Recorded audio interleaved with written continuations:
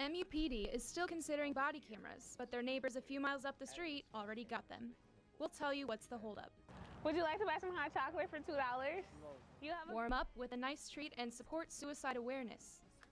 Did you ever wonder what happens to the trash you put in these bins? We'll give you the inside scoop. That's all coming up tonight on Marquette Now.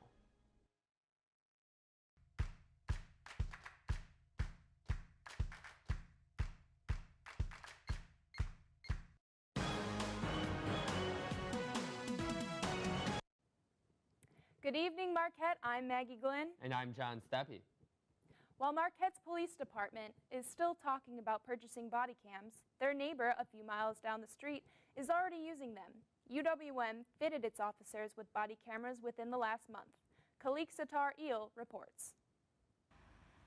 You think with all the gear a police officer wears, adding a small camera to their uniform wouldn't be that big of a deal. I've been working here for 7 years, and 7 years without it, just another piece of equipment that it's got to remember that it's there.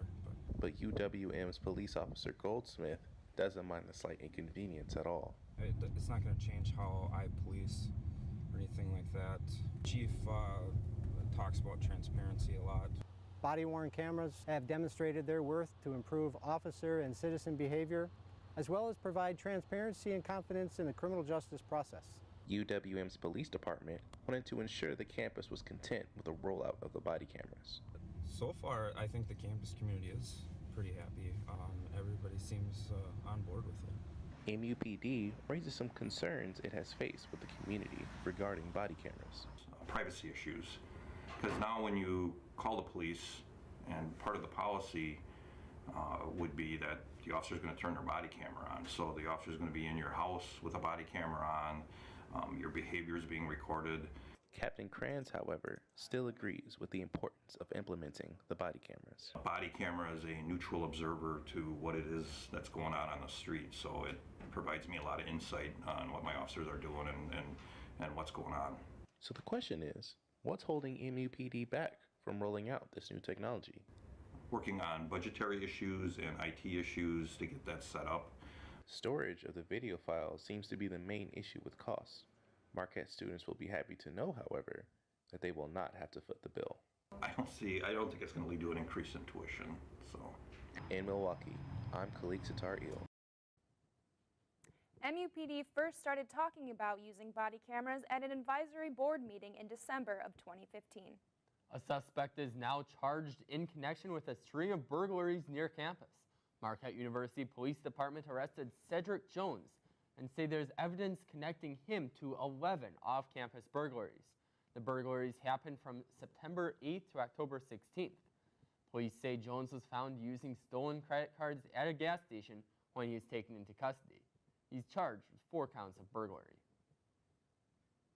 3 Marquette University Police Department officers are being recognized as top cops by the Wisconsin Department of Justice for their work in saving a woman's life from a heroin overdose. Chief Paul Mascari said, quote, Officer Zintek's proactive patrol and keen observation skills, along with the quick response of Officers Larson and Nelson, undoubtedly saved this woman's life. When someone around you is showing signs of depression and mental illness, what do you do? 1 in 12 college students make a plan for suicide, according to the American Foundation for Suicide Prevention. Some groups on campus are working to drop those numbers and better prepare people to spot the warning signs. Camille Paul reports in our continuing series, Breaking the Silence.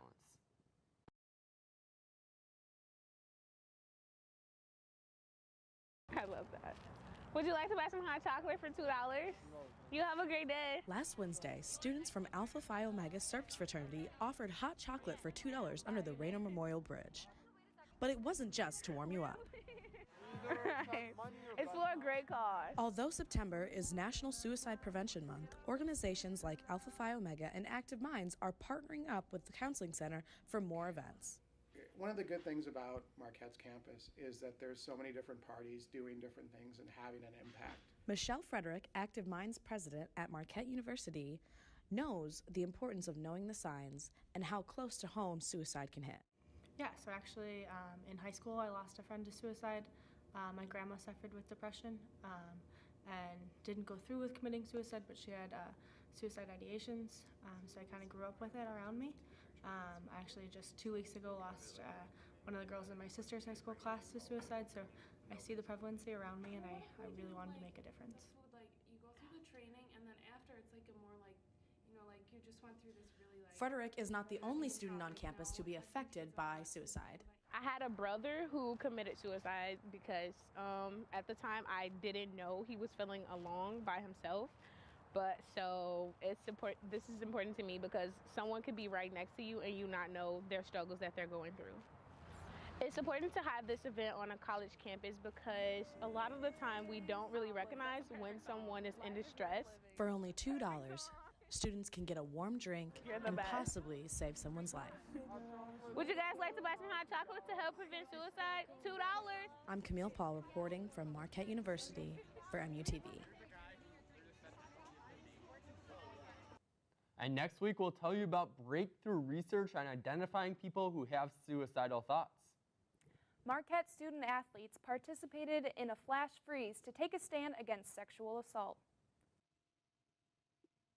It's on us to stop sexual assault. To get in the way before it happens. To get a friend home safe.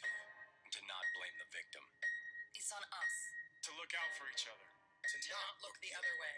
It's on us to stand up. To step in. To take responsibility. It's on us, all of us, to stop sexual assault. Learn how and take the pledge at itsonus.org. It's on us. It's on us. It's on us. It's on us.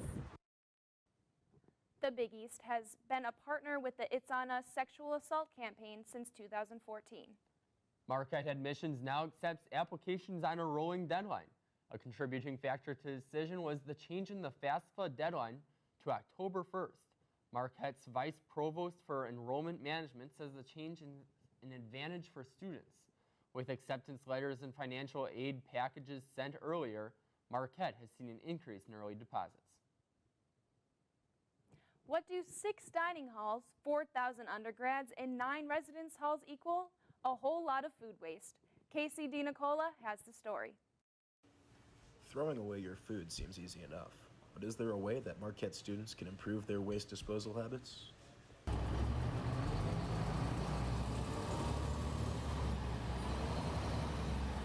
My favorite part is getting up early in the morning and going and doing something good and cool. Ben Russ, truck driver for the Compost Crusader, thinks so. The biggest difference between Marquette and a residential route is that at Marquette, you're feeding thousands of people per day. So the amount of food waste that's going into the bins is colossal. So colossal that Marquette diverted 55,000 pounds of food waste from landfills last year alone. If we're sending that much, that means we're doing a good job of paying attention to what we're putting in compost. Colton Schrader, treasurer of Students for an Environmentally Active Campus, thinks students have more to learn. I think most students know that they should compost. I know that there's always differences in what you can compost and what people think you can compost, so I'm sure there's probably a lack of knowledge. Contamination is really the biggest issue for us because if it's not organic, it's not going to break down, and really it's going to cause problems for us in the long run. So then what should we do?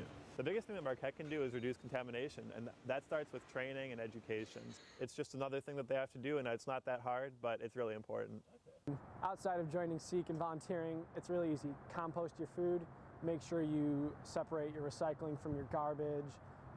If you have any space on campus, if you want to create a little garden, have some plants, use compost for that. Really simple things like that. In Milwaukee, I'm Casey DiNicola, Marquette Wire News. You can learn more about composting and how to reduce your environmental impact on campus by joining SEEK through the Marquette Involvement link. And what's weather here? It's all of a sudden getting cold, as rainy as we are getting here. I know, I thought Such I was a change of ready events. for fall, but I don't think I am. Yeah, it's totally coming out of nowhere. So we'll go to Jack now with the weather. Well, John and Maggie, it does look like this fall weather is settling in with a high of 43 degrees tonight and raining with winds around 10 miles an hour. And then tomorrow we'll have a high of 41 degrees and with rain, and then a high with wind chills that are 6 miles an hour. And then in the rest of the state of Wisconsin for tomorrow, just to the west of us in Madison, we'll have a high of 37 degrees. And then to the north in Wausau, we'll have a high of 32 degrees. And then in Eau Claire, we'll have a high of 33 degrees. And then in Green Bay, we'll have a high of 42 degrees. And then back here in Milwaukee and at Marquette, we'll have a high of 42 degrees. And then for the next 5 days, it looks like tomorrow people will have to break out their rain jackets with a high of 50 degrees and rain. And then on Friday, we'll have a high of 45 degrees and partly sunny. And then heading into the weekend, it looks like we'll have to break out those rain jackets again. On Saturday, a high of 49 degrees. And then on Sunday, a high of 60 degrees, so a little warmer with some rain. And then starting the week again, we'll have a high of 43 degrees and partly cloudy. John and Maggie, back to you with the news. And coming up, our neighbors down the street, MSOE, will be getting a new building. We'll show you the plans. Goats on campus? We'll tell you why coming up next.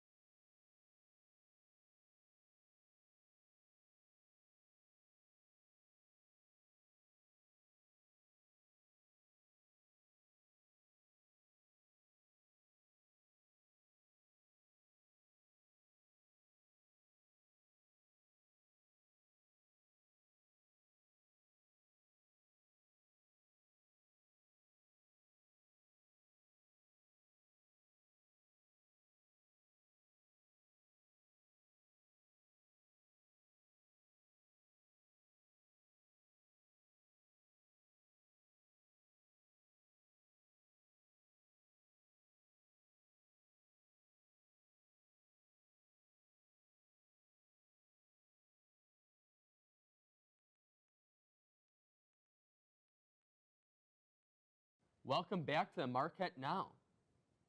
Last Friday, students could pet goats outside of the AMU. Grace Terry reports. I'm outside of the AMU with Naomi and Priscilla for a fundraiser for Goat Hope Marquette.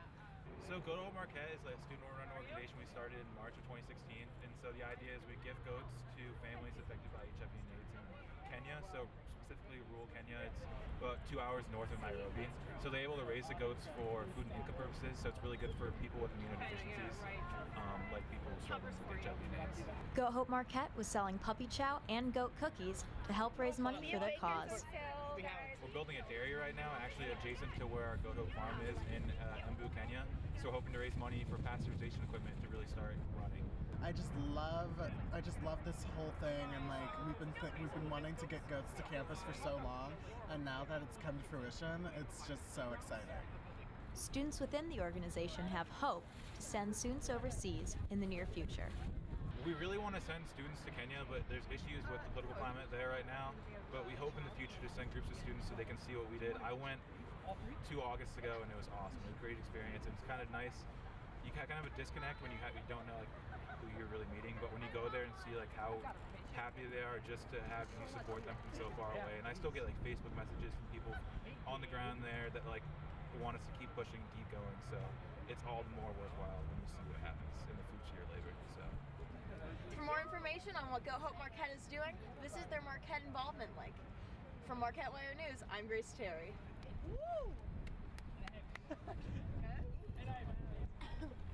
Like Goat Hope Marquette on Facebook to stay updated on more events as well as their cause. The Luber Center was launched Tuesday, October 24th at a morning-long conference held in Eckstein Hall. Law School Dean Joseph Kearney calls it a multidisciplinary center for exploration in political, economic, and social policies for our region. The next advancement in artificial intelligence may well come from a few blocks down the road. With the help of a $34 million donation, the Milwaukee School of Engineering will be constructing the Dwight and Diane Dierks Computational Science Hall. The building will include modern classrooms, innovative laboratories, and an auditorium, and spaces to support companies who partner with MSOE. MSOE says it hopes the gift will position the college as a leader in artificial intelligence research. Marquette will host the 3rd annual Great Lakes Environmental Film Festival on November 8th in the Weisler Auditorium. The free event will include 5 documentaries on various topics, including light pollution, noise pollution, mining activities along the Wisconsin-Michigan border, as well as films on trophy hunting and wilderness exploration via canoe. Bad days are a part of life, and when it's those days that hit, it's sometimes hard to not let the emotions get to you. MUPD now has a solution to help. Marquette Wire's Tara Schumel has the story. Most students get excited when they see a dog on Marquette's campus. I mean, dogs know, and she definitely knows. So when somebody comes here upset, she's on them just like glue. But this dog isn't your typical canine. Natty, although she lives and works for the police department, she is not a police dog. Natty is MUPD's newest addition to the force, but not in the way most think.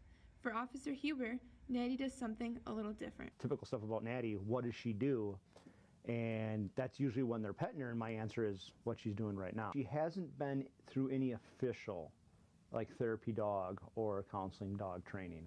Instead, Natty's described as a community outreach dog. People are shocked that she is not a drug detection dog or a gun detection dog, or we don't use her to catch bad guys. People come to Marquette, wanting to make sure that they feel safe. Sometimes that involves, really strict enforcement by these officers. Ultimately, they're here for us, and that's something that I think is lost a lot. I've had 2 different situations where people were victims of a crime. Both of them came in here crying. I sat them right in that chair. Natty came running in, and within 30 seconds, they weren't crying anymore. I don't know of any departments in our general area that have police dogs that aren't police dogs, that have specific crime-fighting duties. I think it just makes MUPD a little bit more approachable. I realize she's here as much for us as every other person that's at Marquette in the community. In Milwaukee, I'm Tara Schumel, Marquette Wire.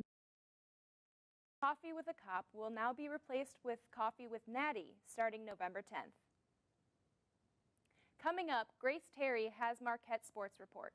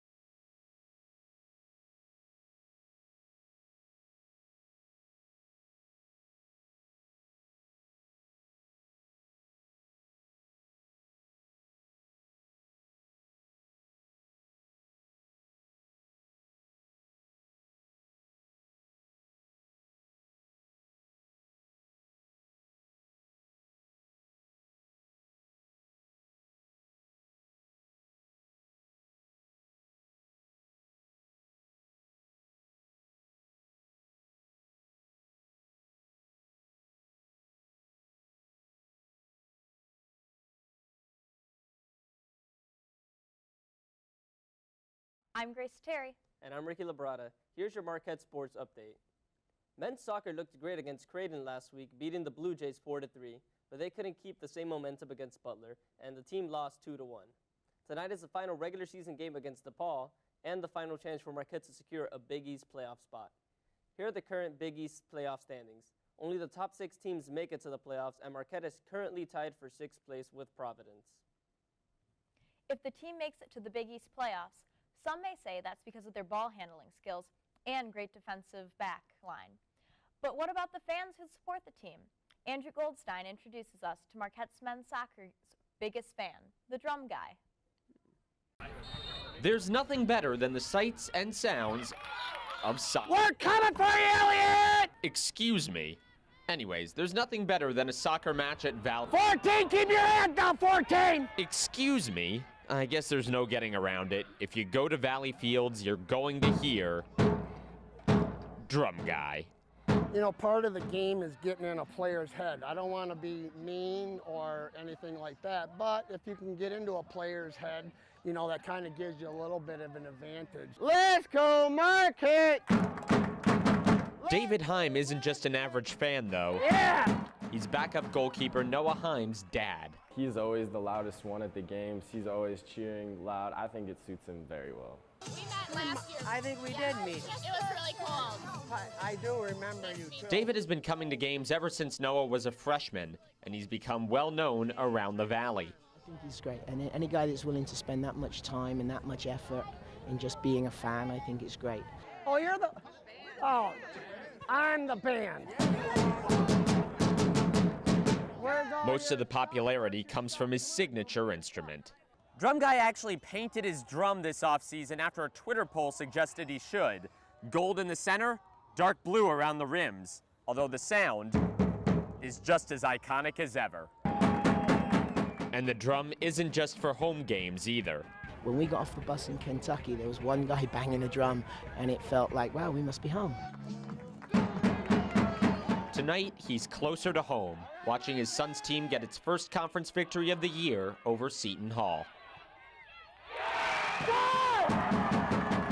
To be honest, I don't really care about the parents and stuff like that. I'm here for the boys. Come on, Luca! From Valley Fields, Andrew Goldstein, Marquette Wire Sports. Time for on tonight's Marquette Sports Update. Don't go anywhere, though. Amelia Jones will be back with Down to the Wire right here on Marquette Now.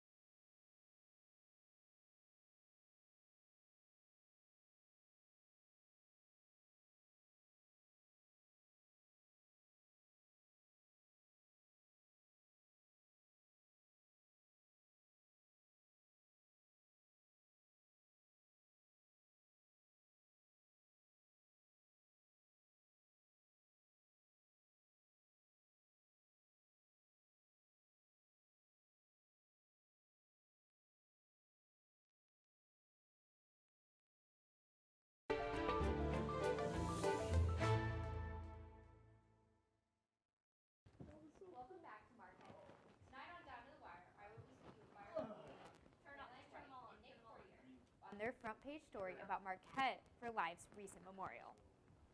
Thank you both for joining me tonight. I appreciate it. So I want to talk to you a little bit about, this is not the first time that this event the memorial has happened, correct? Mm-hmm. Right. Every year, I believe so. And can you explain a little bit for our audience what this memorial event is?